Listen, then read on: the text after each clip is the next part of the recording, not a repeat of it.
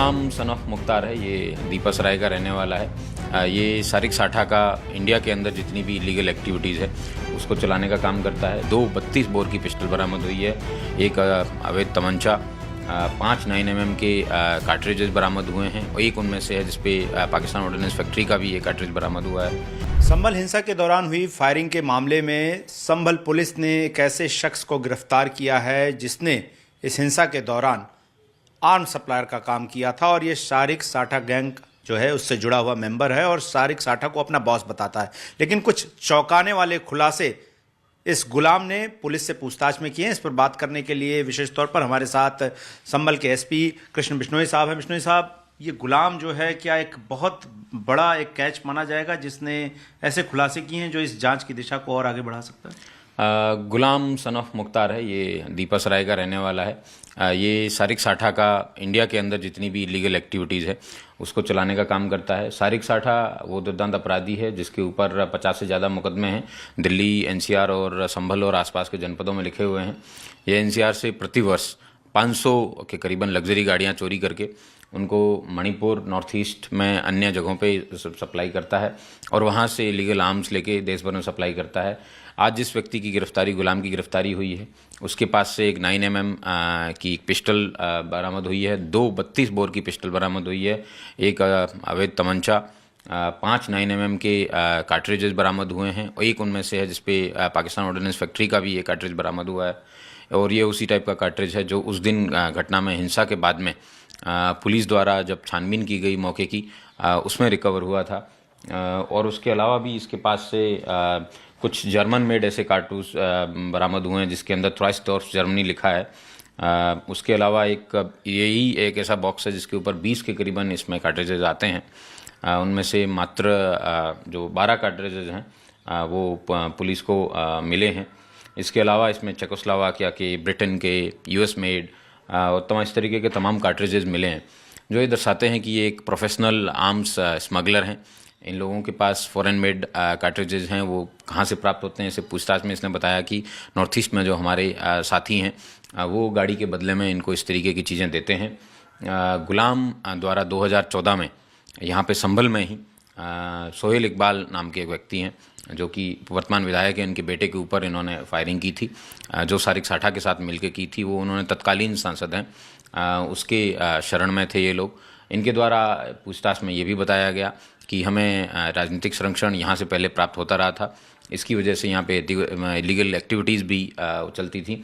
लेकिन पिछले काफ़ी समय से इन लोगों के द्वारा यहाँ से बेस हटा के इसको इन्होंने दिल्ली, एनसीआर में अपना शिफ्ट कर लिया है। यह भी महत्वपूर्ण है कि इन लोगों के द्वारा ये भी पूछताछ में बताया कि 23 तारीख की रात को गुलाम को सारिक साठा के यहाँ से कॉल आया और ये लोग जंगी ऐप के माध्यम से बात करते हैं। इसे इन्होंने एक नई ऐप है इसके बारे में बताया और उसने बताया कि किसी भी सूरत में सर्वे नहीं होना चाहिए और सर्वे करने के लिए दिल्ली से एक वकील हैं, वो आते हैं और उसको उसका काम तमाम करना है। इस तरीके की बात इसने पूछताछ में बताई क्योंकि इनके द्वारा ये बताया गया कि वकील है जगह जगह पे जाता है और हमारी मस्जिदें हैं छीनने का काम कर रहा है। इनके नेताओं द्वारा बताया गया था पूर्व में कि मस्जिद है उसकी हर सूरत में हिफाजत करनी है, किसी को हम मस्जिद है वो छीनने नहीं देंगे और क्योंकि ये हमारे पूर्वज बाबर की निशानी है। इस तरीके की तमाम बातें इसने पूछताछ में बताई है। उसी के आधार पे पुलिस ने इसको गिरफ्तार किया गया। इसी की निशानदेही पे ये असले भी बरामद हुए हैं और इसको गिरफ्तार करके जेल भेजा गया है। एक चीज़ मैं और देख रहा था, 1978 के दंगों का भी जिक्र है। ये जिस इलाके में रहता दीपा सराय, कहा जाए तो गढ़ बना हुआ था। हमने देखा कि किस तरीके से वहाँ पुलिस तो छोड़िए, बिजली विभाग के भी कर्मचारी, हर कोई वहाँ जाने से डरता था। तो 1978 के दंगों में जो रोल आया मदरसों का और नॉर्थ ईस्ट के आए लोगों का, वो क्या है इसमें गुलाम ने बताया इस बारे में? गुलाम ने बताया कि एक बसीर और अब्दुल जलील है, ये मणिपुर के रहने वाले हैं और आसाम के भी कई अन्य लोग हैं। इनके द्वारा 1978 के राइट्स थे उसके अंदर पार्टिसिपेट किया था। ये मोस्टली लोग हैं जो मदरसों में पढ़ने के लिए आते हैं और उन लोगों को यहाँ पे उस समय के तत्कालीन जो राजनीतिक संरक्षण है वो प्राप्त था।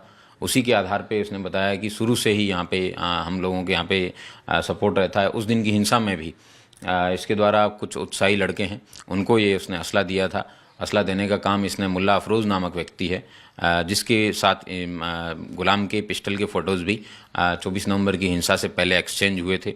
उसके फुटेज हैं, उसके आधार पे ही पुलिस ने पूछताछ की कि आपने ये पिस्टल वगैरह, तो उसने इस बात को कबूल किया कि पिस्टलों का फ़ोटोज़ और इस तरीके की सप्लाई करने के लिए एक्सचेंज का काम मुल्ला अफरोज़ द्वारा यहाँ जनपद संभल में किया जाता था। और मुल्ला अफरोज़ ने ही वारिस नाम के एक लड़के को, जो भी उत्साही था, उसने इसको दिया। और इन लोगों के द्वारा जब पुलिस की जब वहाँ पे उस दिन डिप्लॉयमेंट ज़्यादा थी, तो टीएस स्मोक और इस तरीके के जब कई सारे गोले एक साथ दागे गए थे, उस धुएं में उनके द्वारा उस हिंसा को भड़काने के लिए, ताकि राष्ट्रीय स्तर पे ये हिंसा भड़के, कुछ पुलिस वालों को भी उसकी गोलियां लगी थी, कुछ जनता को भी गोली लगी, और जो उपद्रवी वहाँ पे थे। उसकी वजह से इनका मुख्य उद्देश्य है हिंसा को राष्ट्रव्यापी स्तर पे फैलाना। और जब पुलिस अगर वहाँ से उस परिस्थिति में जब बवाल ज़्यादा हो जाए, भाग जाती, तो मस्जिद में घुस के जो सर्वे टीम है उस पर अटैक करके इसको करने का था। लेकिन इनके सारे मंसूबे हैं, उस पर पानी तब फिर गया जब भीड़ जो है इनके द्वारा फायरिंग करने के बाद में वहाँ से भीड़ भाग गई। तो फिर इन लोगों द्वारा भी वहाँ से हटके ये लोग दीपासराय क्षेत्र में आए। यहाँ पे उन्होंने दंगा भड़काने की कोशिश की, यहाँ पे भी इन्होंने पुलिस पे फायर किया, लेकिन उसमें भी ये सफल नहीं रहे। तो इनकी पूरी जो मंसूबे थे उस पर पानी फिर गया था। आखिरी में सर एक सवाल, चूँकि इस हिंसा को लगभग जो है 3 महीने का वक्त पूरा होने जा रहा है, तय कानूनों के मुताबिक 3 महीने में चार्जशीट दाखिल करनी होती है, क्या पुलिस ने पूरी तैयारियां कर ली हैं? और वो लोग जिन्होंने पूरे देश को आग में जलाने की कोशिश की, संभल से शुरू करके, क्या उनको जल्द से जल्द सजा मिल जाएगी? इसके लिए क्या कोशिशें आपके द्वारा की जाएंगी? जिन जिन केसेस में 90 डेज पूरे हो गए हैं, पुलिस के द्वारा उनकी चार्जशीट की पूरी तैयारी कर ली गई है। बैलिस्टिक रिपोर्ट आना शेष है, जिन जिन में फायर आर्म्स यूज हुए थे, तो उन सब केसेस के अंदर बैलिस्टिक रिपोर्ट का इंतजार किया जा रहा है, जो कि जल्दी आने वाली है।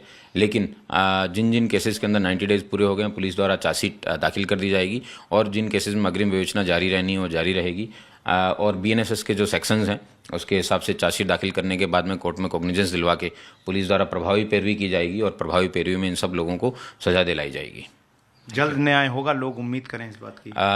न्याय होना इसलिए महत्वपूर्ण है क्योंकि उसमें कई पुलिस वाले हैं जिनको फ्रंटल बोन फ्रैक्चर आया है, मुझे स्वयं को भी गोली लगी थी, और तमाम करीबन 28 पुलिसकर्मियों और एक एसडीएम को फ्रैक्चर भी आया था।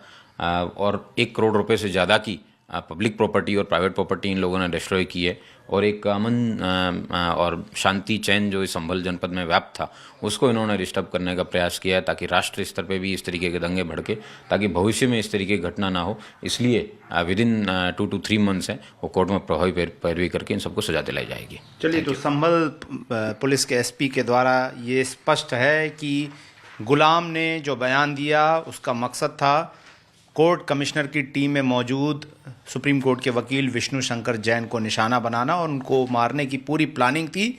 लेकिन पुलिस ने यह भी साफ कर दिया है कि इस मामले में न सिर्फ जांच जो है वो तय समय में पूरी कर ली गई है, बल्कि कोर्ट द्वारा इसमें अपील करके जल्द से जल्द सभी आरोपियों को सलाखों के पीछे भी भेजा जाएगा, ताकि अमन और शांति के ये दुश्मन जेल के पीछे हों। वीडियो अंकित के साथ गौरव श्रीवास्तव, टाइम्स 9 भारत, संभल।